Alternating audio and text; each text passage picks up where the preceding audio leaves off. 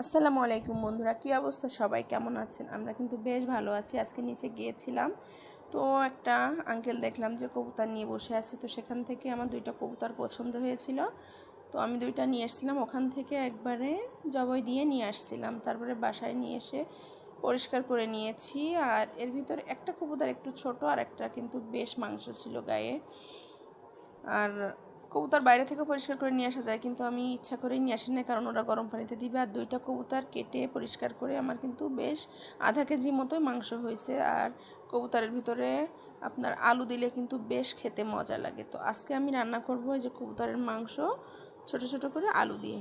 তো এর জন্য এই যে মশলাটা আগে একটু কষিয়ে নিতে হবে। এর জন্য কিছু পেঁয়াজ কুচি দিয়ে দিয়েছি, দারচিনি, তেজপাতা এগুলো দিয়ে পেঁয়াজগুলোকে একটু লাল লাল করে ভেজে নিব। আর মশলাটা আমি আগে রেডি করে রেখেছি। সমস্ত মশলা আমি প্রত্যেকটা মাংসের মশলাই একসাথে বেশ 10 মিনিট আগে একসাথে মিক্সড করে রাখি। তো মশলাটাকে খুব ভালোভাবে কষিয়ে নিয়েছি। কবুতরের মাংস আসলে কাঁচামরিচ দিয়ে রান্না করলেও বেশ মজা হয়। তো আজকে আমি শুকনো মরিচ দিয়েই করছি। আর দুইটা কবুতরে একবারে খারাপও হয় না, খুব বেশি হয় না, তো মোটামুটি ভালোই ছিল। আবার কবুতরগুলো একবারে ছোট ছিল না, পালকগুলো কিন্তু খুব ভালোভাবে উঠে গিয়েছিল।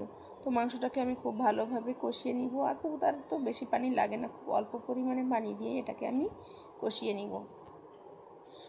আর যেহেতু আলুগুলো ছোট আর মাংসও ছোট ছোট করে কাটছি, আমার ছোট জিনিসের মানে যেমন জিনিস তেমন করতেই ভালো লাগে। তো কবুতর যেহেতু ছোট, আমি মাংসগুলো কিন্তু খুব ছোট ছোট টুকরো করে কেটেছি। আর এটাকে খুব ভালোভাবে কষিয়ে নিব। আর ভালোভাবে, আর যে কোনো জিনিসই কিন্তু আপনার কষানোটা ভালো না হলে কিন্তু খেতে মোটেও ভালো লাগে না। আর কবুতরের মাংস তো আমাদের শরীরের জন্য অত্যন্ত উপকারী। আপনাদের যাদের হিমোগ্লোবিনের পরিমাণ কম থাকে তাদের জন্য তো অত্যন্ত উপকারী, এবং বাচ্চাদের এটা খাওয়া কিন্তু অত্যন্ত উপকারী।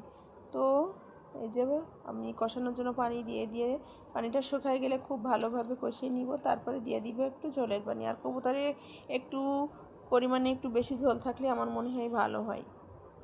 তো যাই হোক, আমি খুব ভালোভাবেই এটাকে কষিয়ে নিয়েছি। আর এখানে দিয়ে দিয়েছি 4টা মরিচ, কারণ মরিচের পরিমাণটা আমি একটু কমই দিয়ে দিয়েছিলাম। যাদের বাসায় বাচ্চা আছে তারা জানে আসলে চাইলেও কিন্তু বেশি পরিমাণ মরিচ দেওয়া যায় না। তো আমি 4টা কাঁচা মরিচ যে কষানোর এই পর্যায়ে দিয়ে দিয়েছি। তারপরে এটাতে ঝোলের পানি আমি দিয়ে দিব।